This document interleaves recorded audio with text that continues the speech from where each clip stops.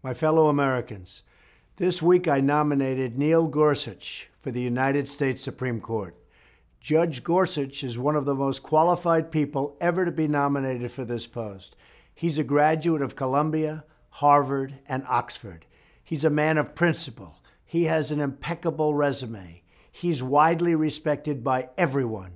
And Judge Gorsuch's proven track record upholding the Constitution makes him the ideal person to fill the vacancy left by the late, great Antonin Scalia, a truly fabulous justice.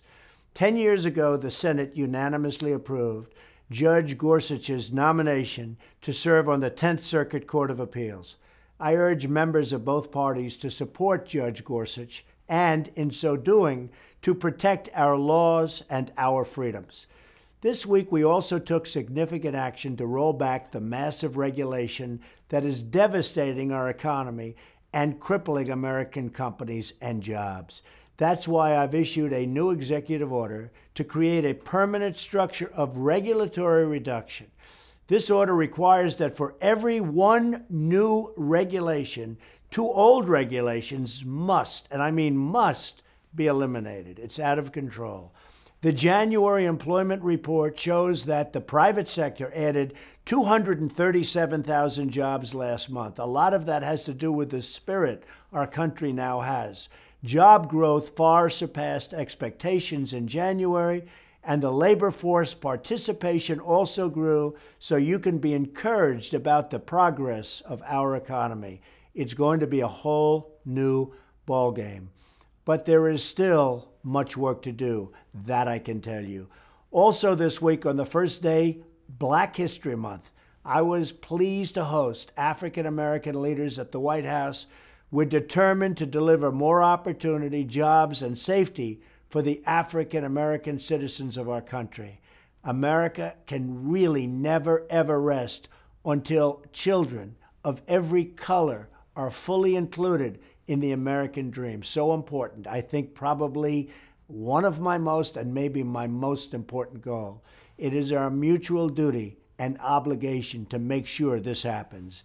At Dover Air Force Base on Wednesday, I joined the family of Chief Special Warfare Operator William Ryan Owens as our fallen hero was returned home, a great man.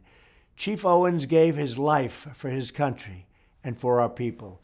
Our debt to him and his family, a beautiful family, is eternal. God has truly blessed this nation to have given us such a brave and selfless patriot as Ryan. We will never forget him. We will never, ever forget those who serve, believe me. And I will never forget that my responsibility is to keep you, the American people, safe and free. That's why last week I signed an executive order to help keep terrorists out of our country. The executive order establishes a process to develop new vetting and mechanisms to ensure those coming into America love and support our people, that they have good intentions. On every single front, we are working to deliver for American workers and American families. You, the law-abiding citizens of this country, are my total priority. Your safety, your jobs, and your wages guide our decisions. We are here to serve you, the great and loyal citizens of the United States of America. The forgotten men and women will never be forgotten again, because from now on, it's going to be America first.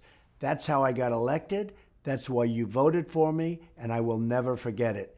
God bless you, and God bless America.